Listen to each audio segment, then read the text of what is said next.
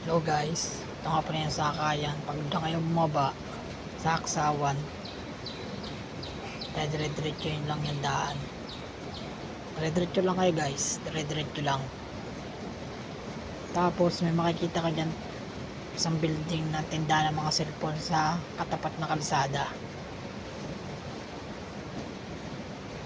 Yun, pag nakita yung tapat na yan, pwede dire-diretso na lang kayo. Dire-diretso lang guys. Fast forward na natin. Tapos may makikita ko dyan pedestrian lane, tumawid lang kayo. Tingin sa kanan at kaliwa at baka mga bangga. Tawid lang kayo dyan guys. Tapos pag tawid nyo, kanan naman kayo, tawid ulit ng kalsada. Tingin ulit sa kaliwa at kanan.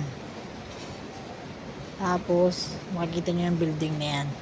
Yan, pag nakita nyo yan, dire-diretso lang kayo guys. Dire-diretso lang ha, fast forward ulit. Tapos tuwing kayo sa kanan, makikita kayong parang overpass. Tapat nun, yun na. Tapos kakaliwa kayo. Pagpasok nyo dyan, dire-diretso lang kayo dyan. Dire-diretso lang.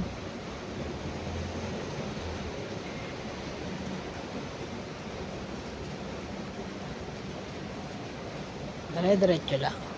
Tapos kakaliwa kayo. Kaliwa and kaliwa uli. Tapos may makikita kayo dyang elevator. Sakay kayo guys.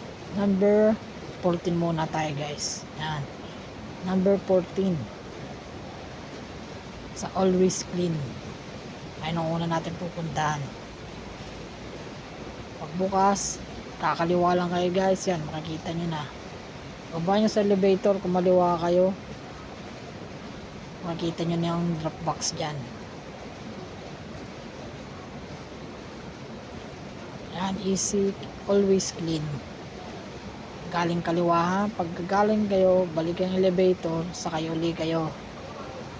Sakay naman yung elevator, punta kayo naman sa number 9. Yan guys, 14 yan na, 14 floor. Sakay ulit tayo ng elevator. Yan. Sakay ulit tayo ng elevator guys. Tapos pindutin nyo number 9. Tapos pagbaba nyo sa elevator, paglabas mo makikita nyo agad yun, CNK. Yan guys, so galing lang kang elevator. Paglabas nyo sa elevator, bungad na kaagad CNK agency.